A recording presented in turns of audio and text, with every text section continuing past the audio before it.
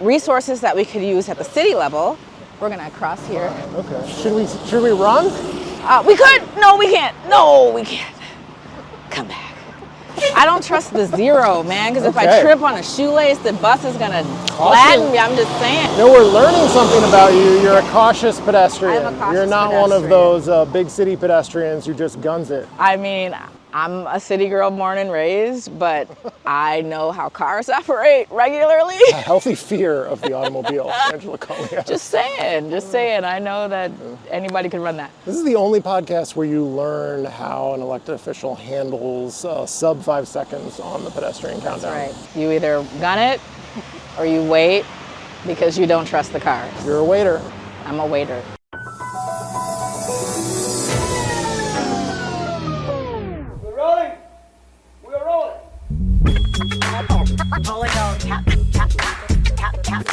This is a real thing. Real thing. None of you have the balls to stop this. Stop this.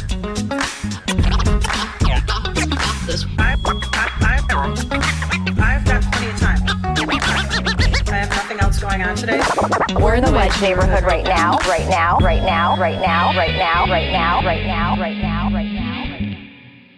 All right, here we are. We're on the Wedge Live podcast, and I have a handful of paper towels. Commissioner Angela Conley was good enough to go and get me some paper towels so I can wipe myself off. It's so humid out here today. Those are compostable, like you can compost them. Well, I'm gonna get them so soggy that they're gonna disintegrate all on their own. Likely.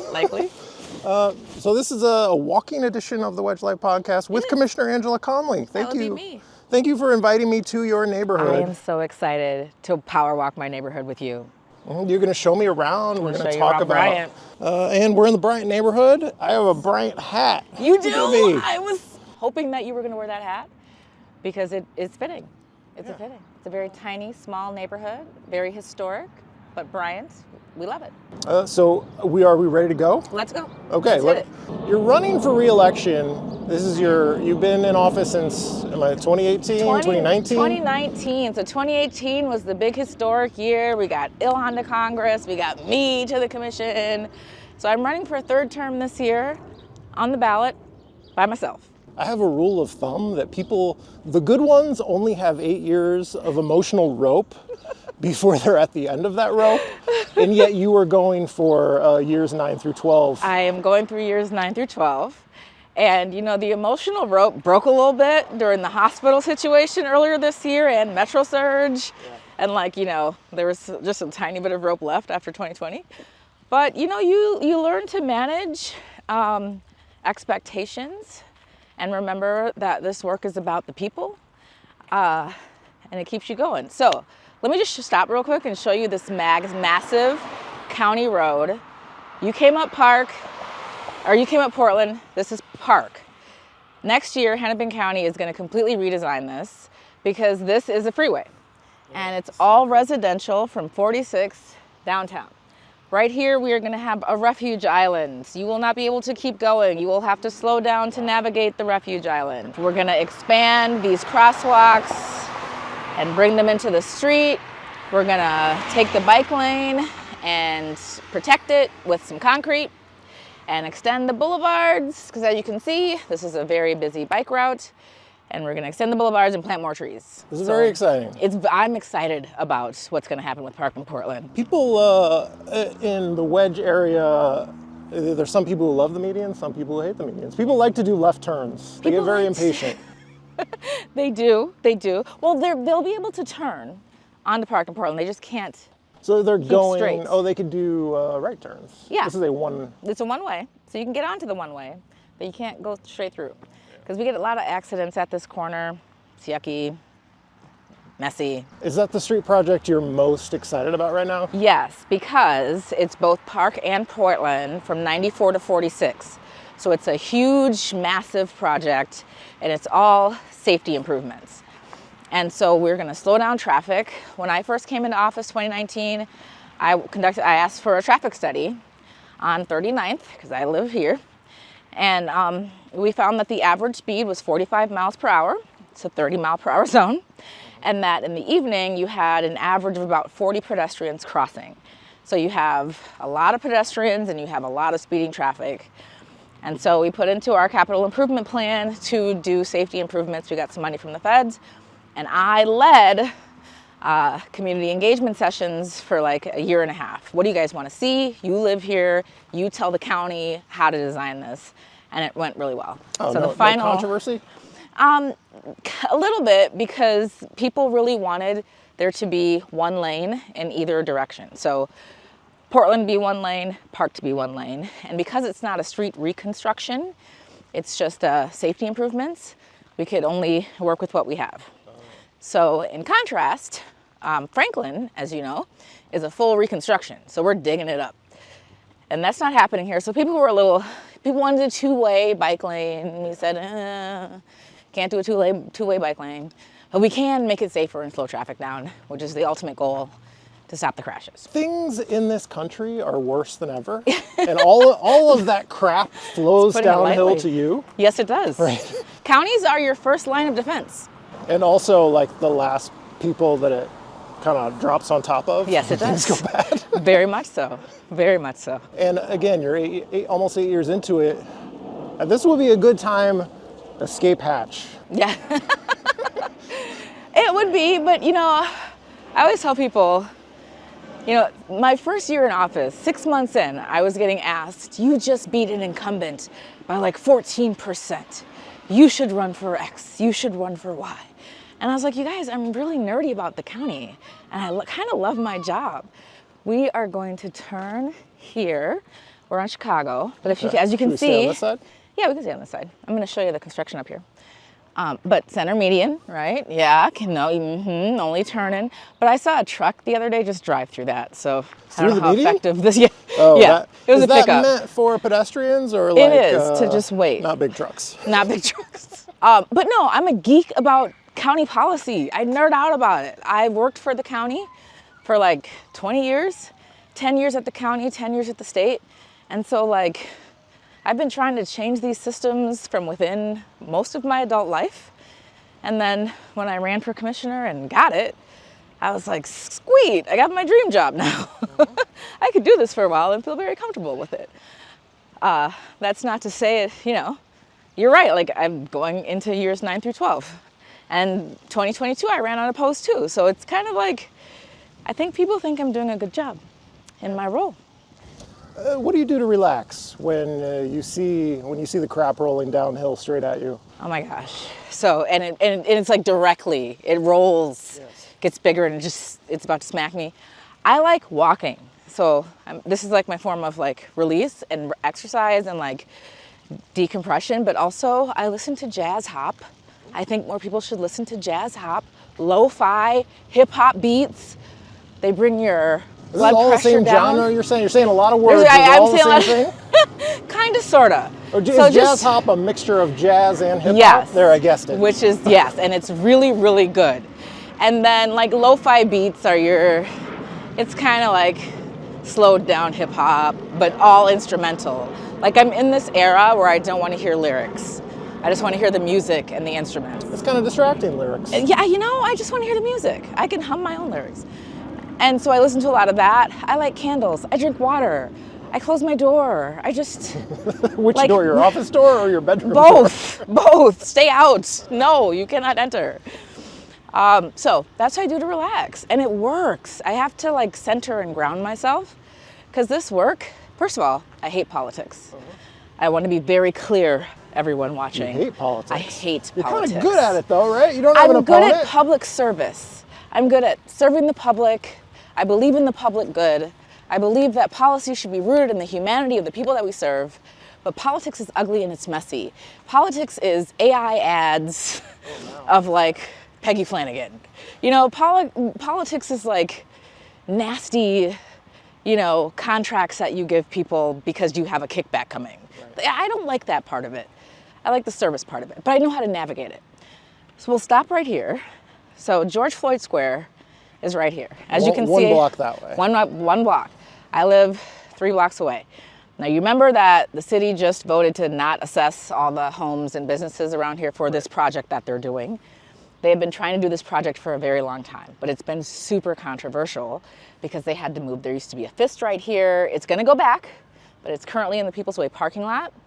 And then, like, we have been traumatized for 6 years, and there's been no real reform to the source of that trauma. And now you're digging up all the streets, and it was complicated. But I believe in road reconstruction. And so I think this needed to be done, and they should do it in a way that is mindful of the trauma that the community experienced. And I think they did that by being gentle with the fist structure that was here, by being very communicative with the residents, and by getting rid of that silly assessment. It's been quite a fight. It's taken a long time. I feel like there was some people with both the street reconstruction and the proposal for People's Way, the development. Yeah. And so I wonder, do you think there was a way for that to be smooth and easy, or was the issue of the aftermath of George Floyd and police politics in the wake of that, was it just inevitable that it was going to take a very long time? Because I think it was inevitable, and I think part of that is, and we can walk around too. Part of that is the way that the city kind of approached it. So I participated in like the visioning sessions and like the, what do you want to see here? This makeshift crosswalk will take us across here.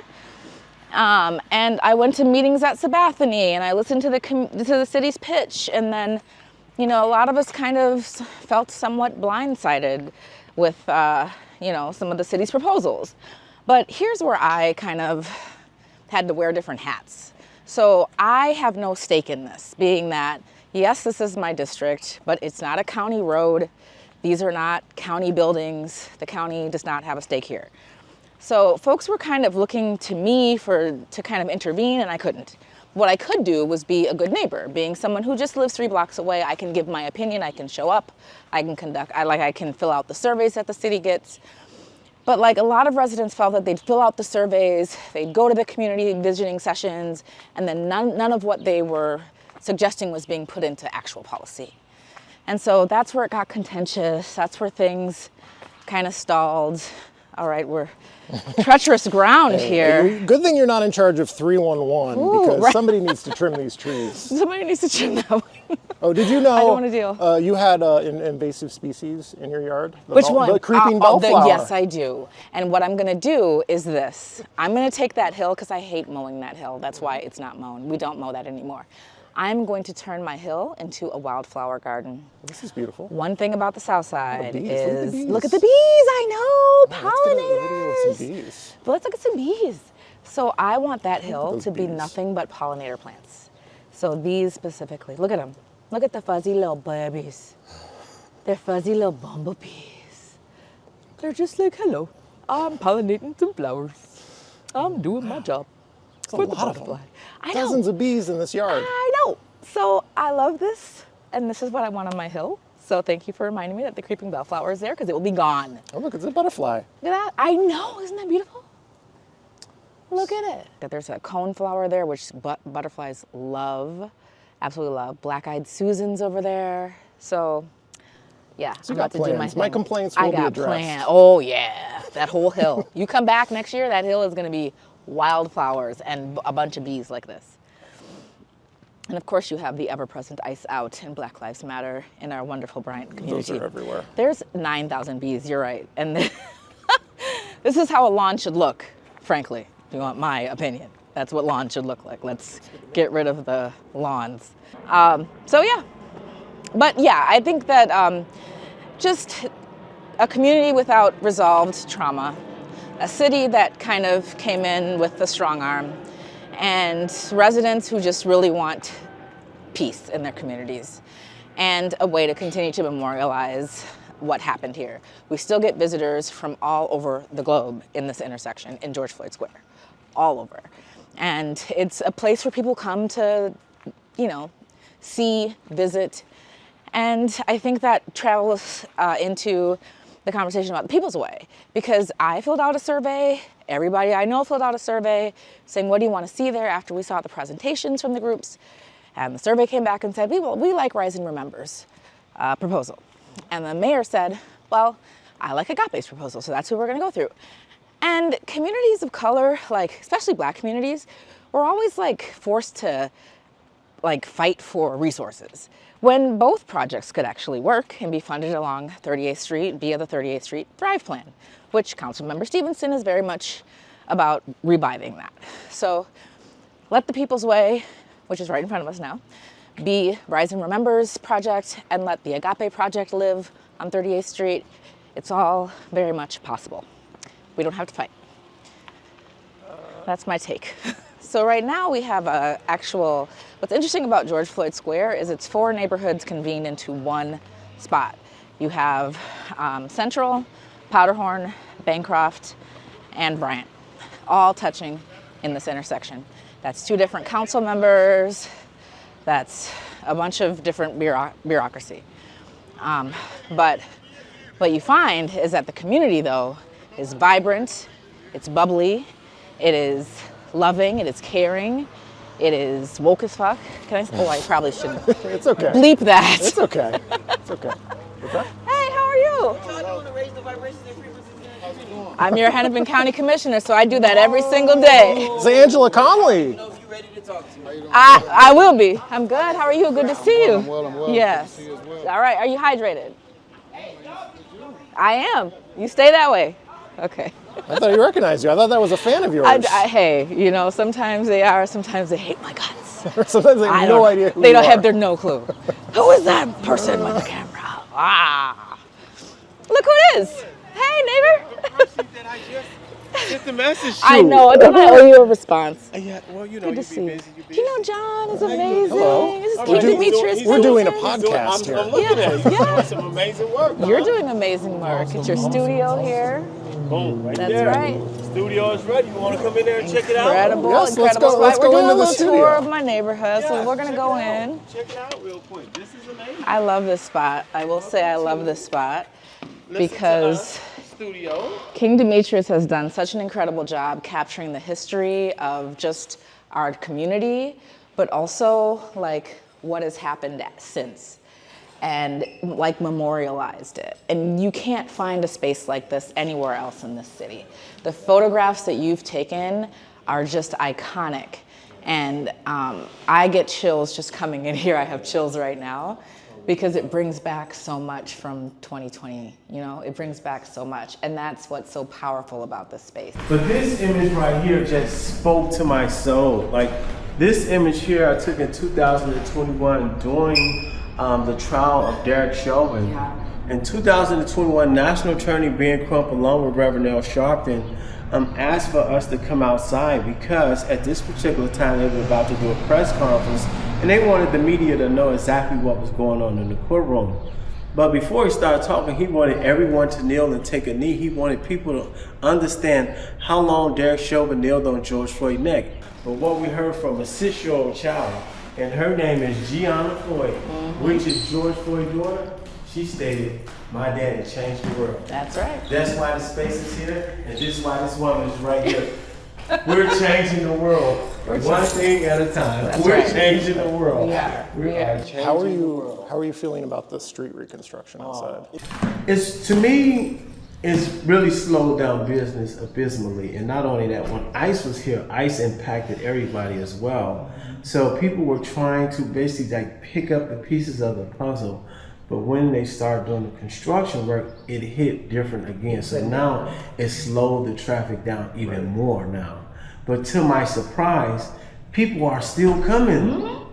That's the beauty about this place. You cannot put no tag on how you heal. This community has not healed, and people are still coming to show their respects. Some people just come, take a picture, leave, etc., and some people don't get the full blunt extent of what this community is about. But when they walk in this community, they see how calm and how peaceful it is, you know, and they just like, wow, I can't believe this place is still here. And a lot of people have made a lot of tomfoolery statements, such as "don't come in this area," etc., which is a lot of false narratives, a lot of false narratives. So that's what we're dealing with. But this is a beautiful community.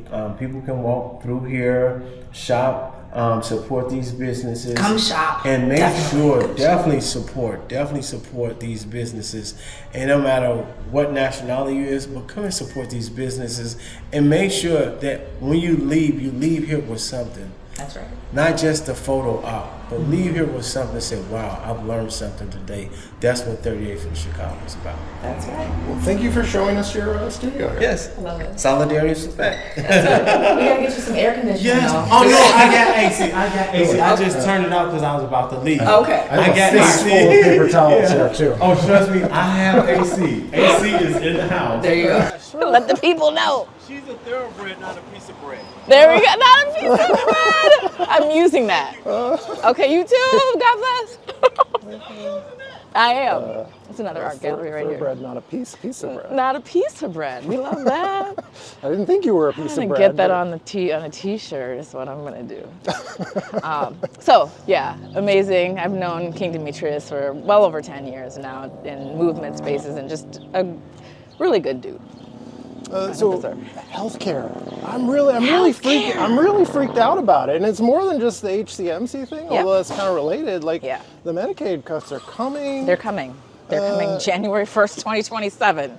And people have had their subsidies cut if they're on like the private market for health insurance. I don't know if people realize this. People die without health care. People die People don't without seek care healthcare. if they know it will bankrupt them. They will stay home when they're sick and then die. That's what happens. And so what a lot of people don't know too is that the cost of healthcare in general, even for MCOs, so like if you are employed and you have healthcare coverage through your employer, that's going up too. It's just ridiculous. And it's all because it's the billionaire class, right? They're getting richer, their CEOs are getting richer. Meanwhile, we are paying more for prescription medicines, for the things that we need to stay alive. And so we, through the Big Ugly Bill, or HR1 as I call it, we can walk this way a little bit, saw massive cuts in Medicare programming, in SNAP funding, and like all the things that like keep people alive, food and healthcare. All of that gets cut. And then what we saw, which is tied into, how we had to go save the hospital this year, and we saved it, yay, was that more people were being seen at the hospital who did not have insurance. So the cost of what we call uncompensated care, meaning we don't get paid back from caring for them, which we're going to care for them anyway, just kept rising. So this has been going on, I would say, for at least the last 5 or 6 years, even maybe longer. We got ducklings. We got baby ducklings. Wow. All the animals are out for us today. They are. Hey guys. Oh, enjoy the pond.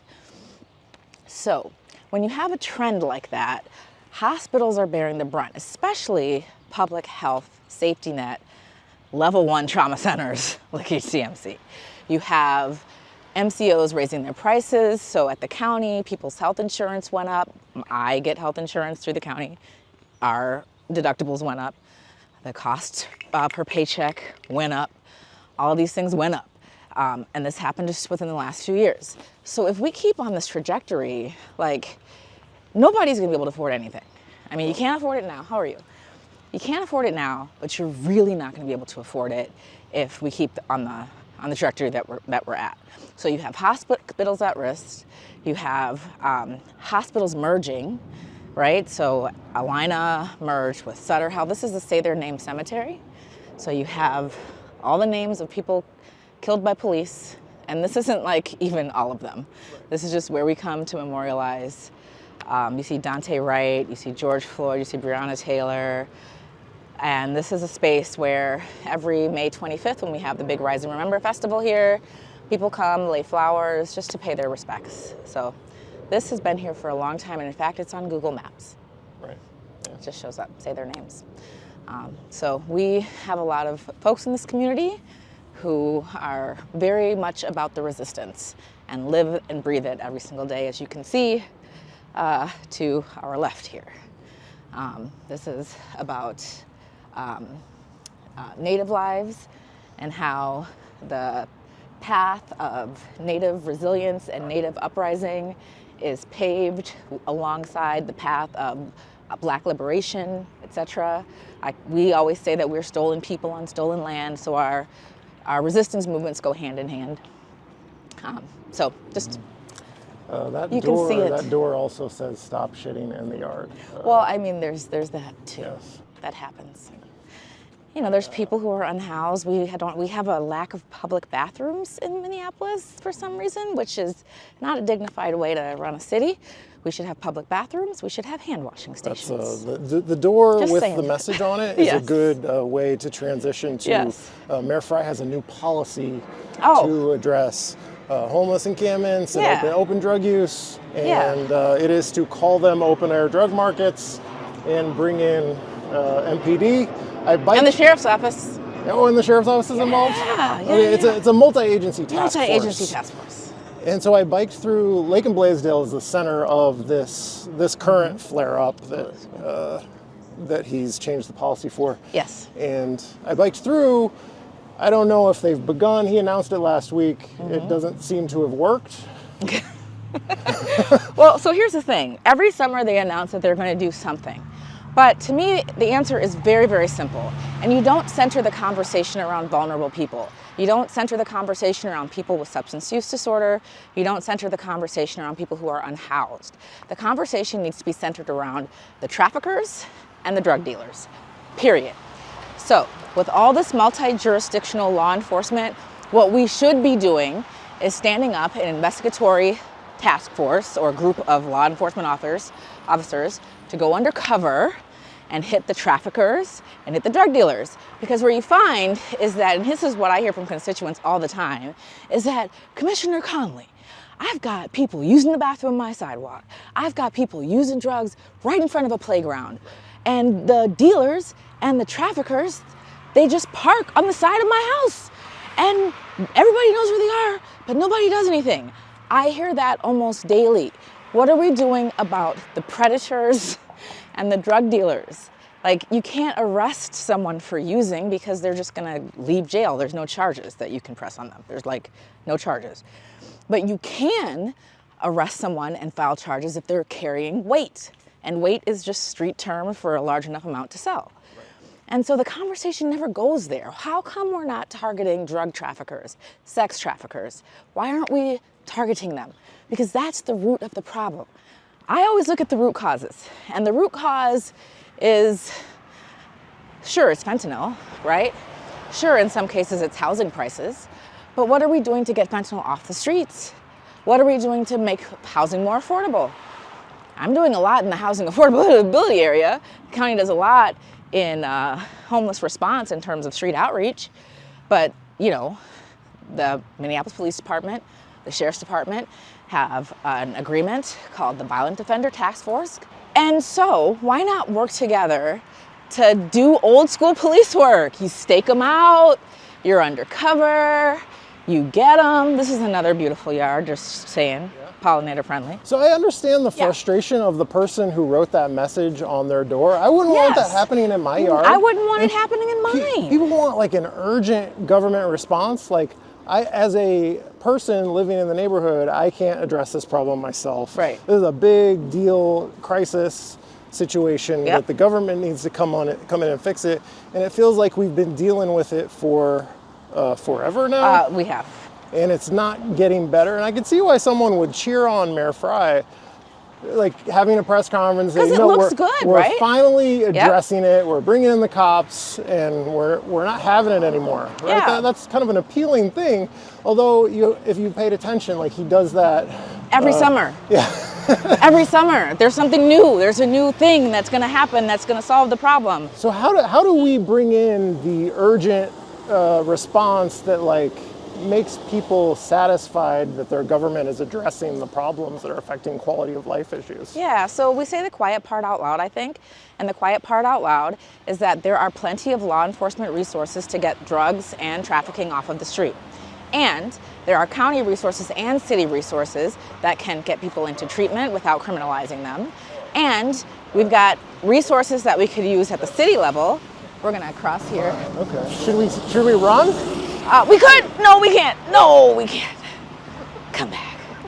I don't trust the zero, man, because if I Okay. trip on a shoelace, the bus is gonna flatten me. I'm just saying. No, we're learning something about you. You're a cautious pedestrian. I'm a cautious You're not one of pedestrian. those big city pedestrians who just guns it. I mean, I'm a city girl born and raised, but I know how cars operate regularly. A healthy fear of the automobile, Angela Conley has. Just saying. I know that anybody can run that. This is the only podcast where you learn how an elected official handles sub 5 seconds on the pedestrian countdown. Right. You either gun it or you wait because you don't trust the cars. You're a waiter. I'm a waiter.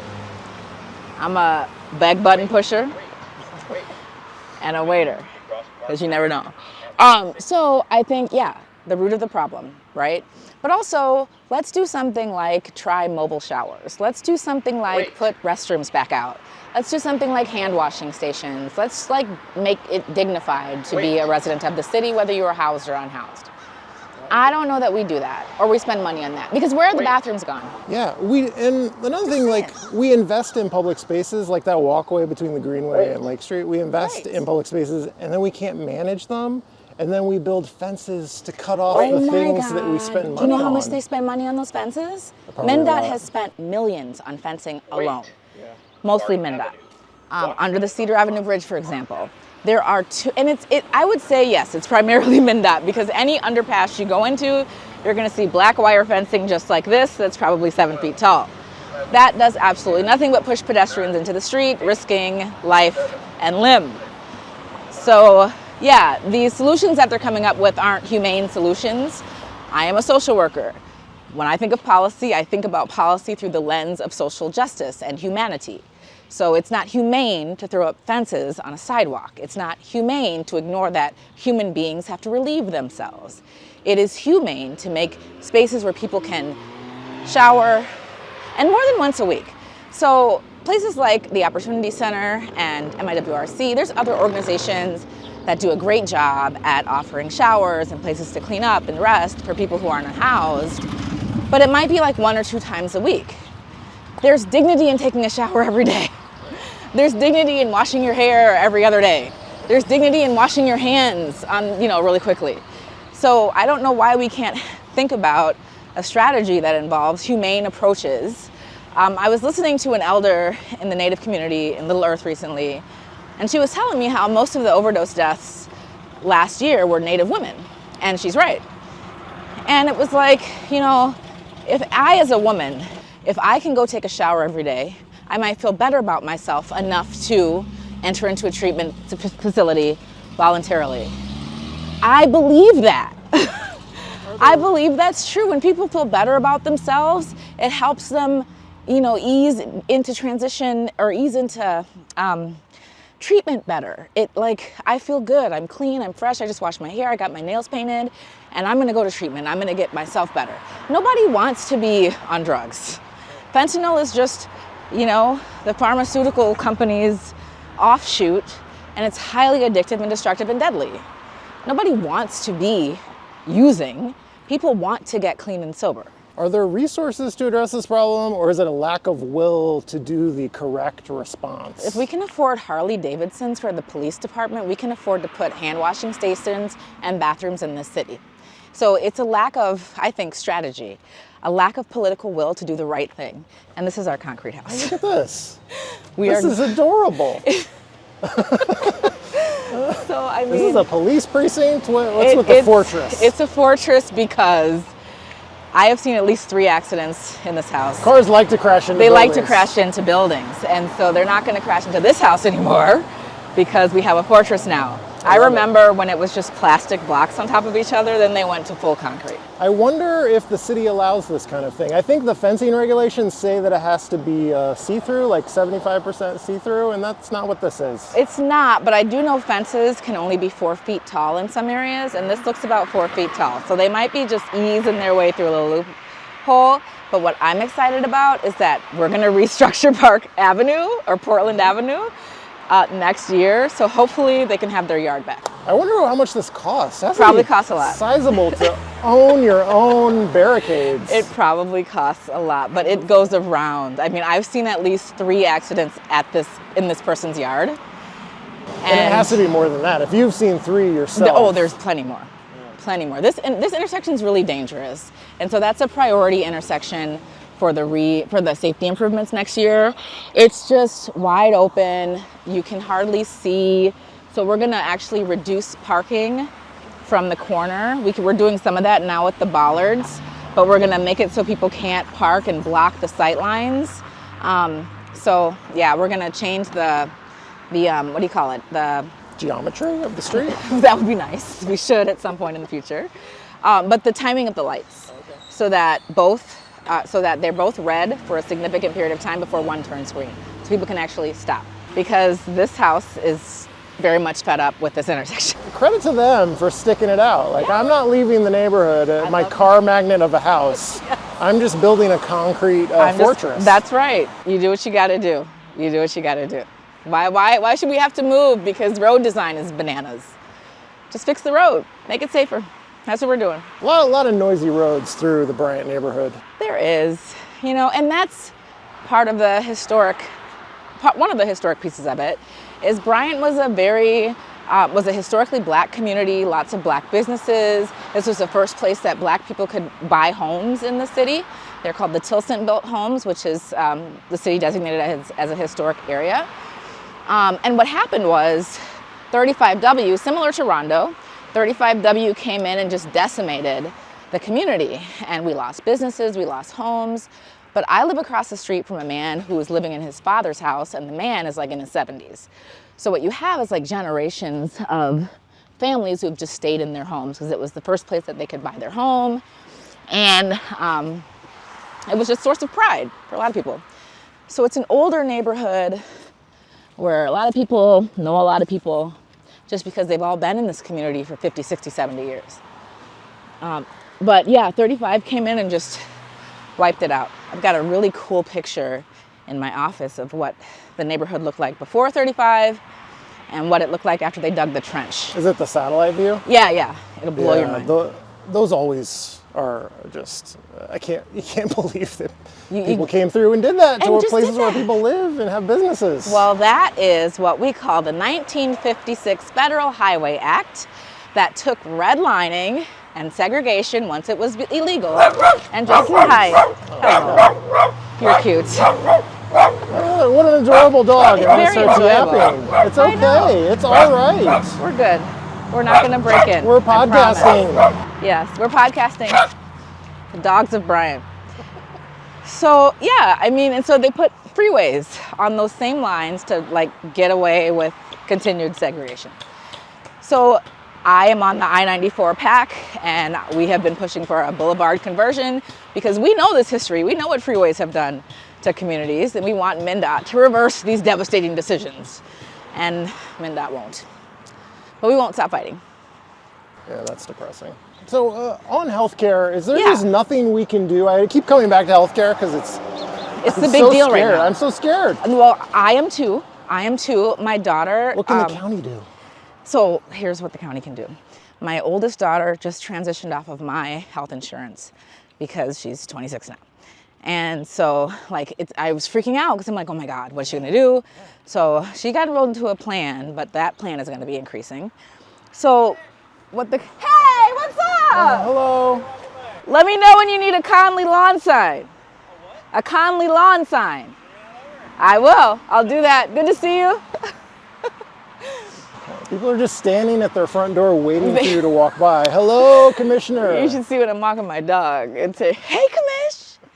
What's up, Commissioner? So the county has been trying to backfill what we knew the government was going to do. We all knew what HR 1 was going to do.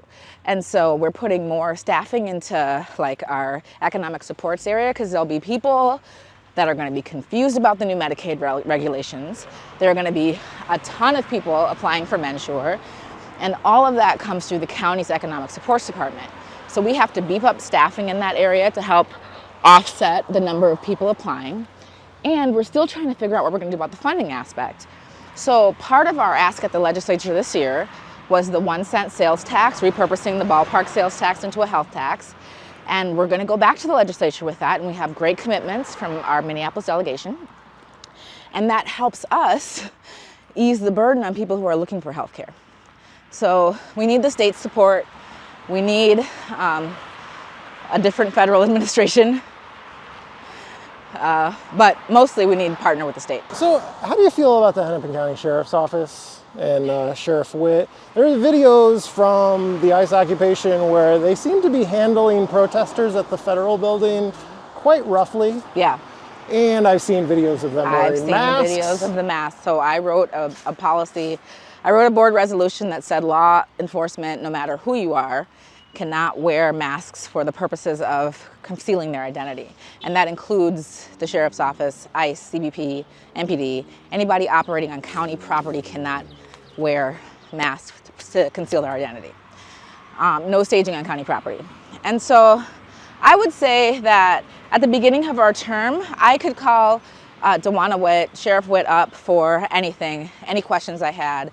But Operation Metro Surge really sort of kind of brought up a lot of frustration from residents and also frustration from some of us meaning commissioners, because we wanted, like, why, for example, when Renee Good was murdered, I went to where she was murdered and I saw sheriff's deputies with, riot gear, but no other law enforcement on scene had riot gear. So I said, hey, I see that this is escalating the crowd a little bit.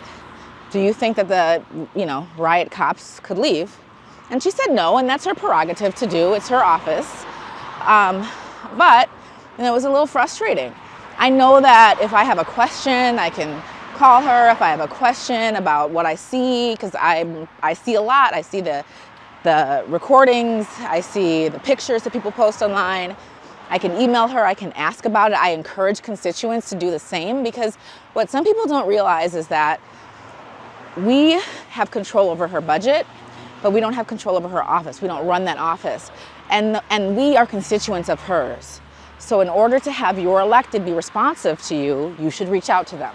So I tell a lot of constituents that reach out about the sheriff's offices, you should email Sheriff Witt directly and ask her these questions, because what we can do, we can't set policy for that office, we can set the budget.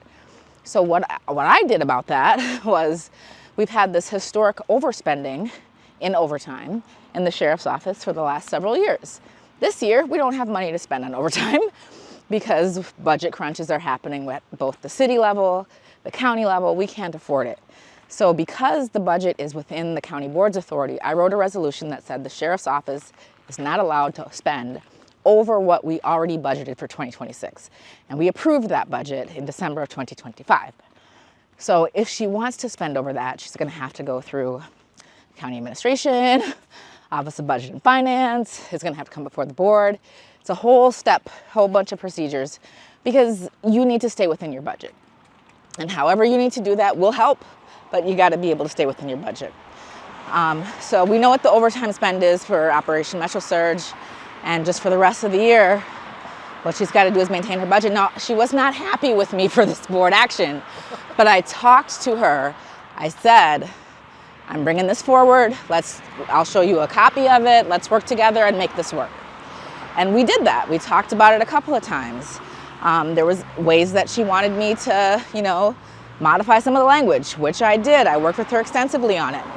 But after that passed unanimously, the National Sheriff's Association, the State Sheriff's Association, You defunded the all sheriff's sent department. letters saying, what are you doing? And so we sent back to those organizations. What we were doing was, Angela Conley, we're doing a cat Cats of tour. Bryant. Cat tour. Oh, hello. Did you come to say hi? Did you bring any paper towels? Because now I'm sweating. I used them all. You don't want my moisture on you. Hello, cutie. Oh, you're so sweet. Be careful for that very busy street next to us. What a cutie pie. Look at this, we're meeting a cat. Yeah. Hello. You're so sweet. Do you smell my kitties on my pants? Yes, you do. How many cats do you have? Like 3. Well, Do you 4 have- if you count my daughter's cat. You have 2 dogs and 4 cats? I'm an animal person. Wow. What can I say? What can I say? Because look at I'm the cat whisperer.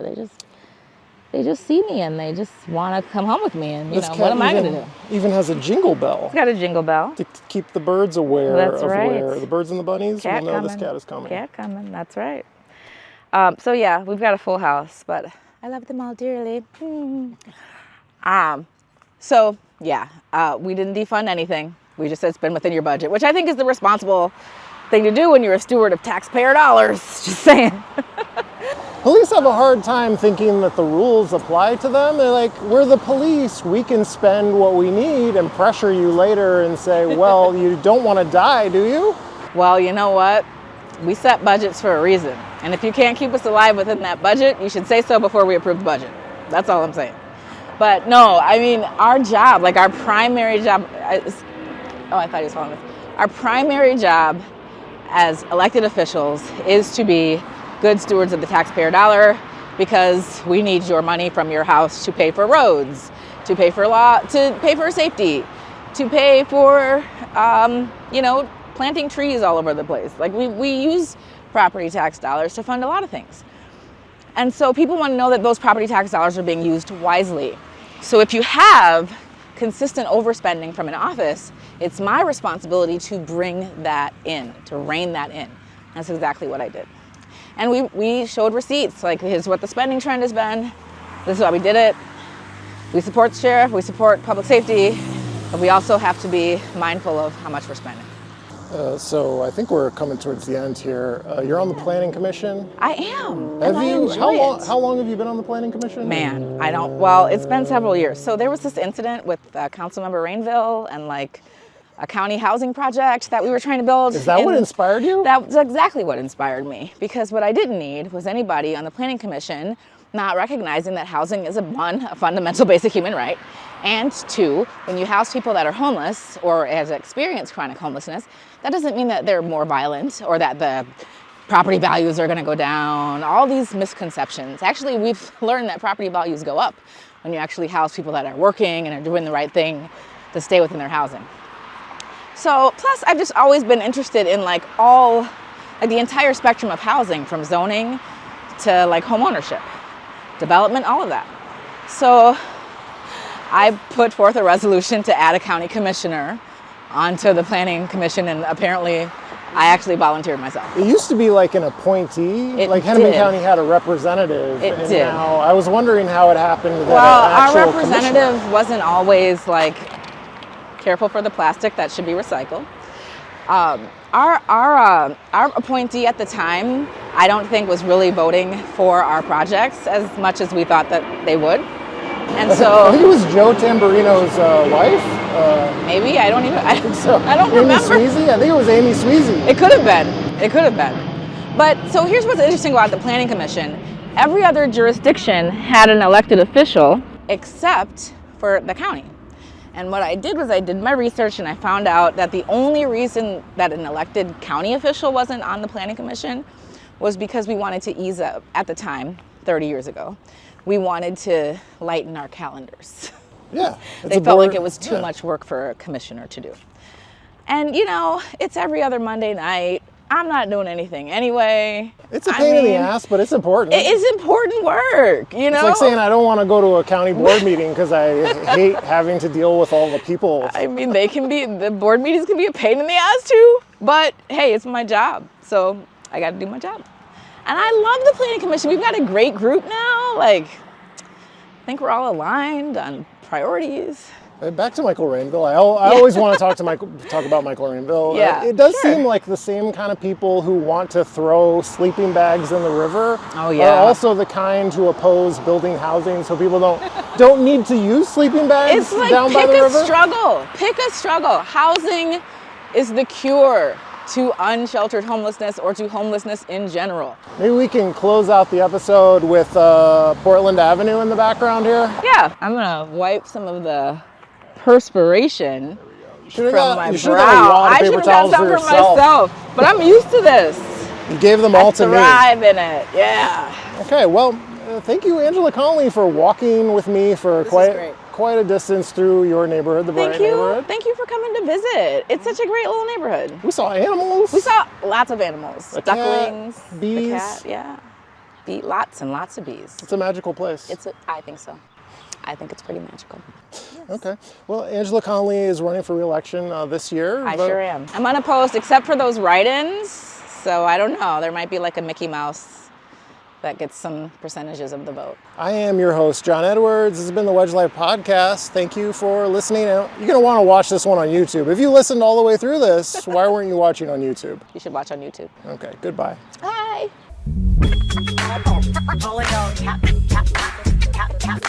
This is a real thing. Real thing.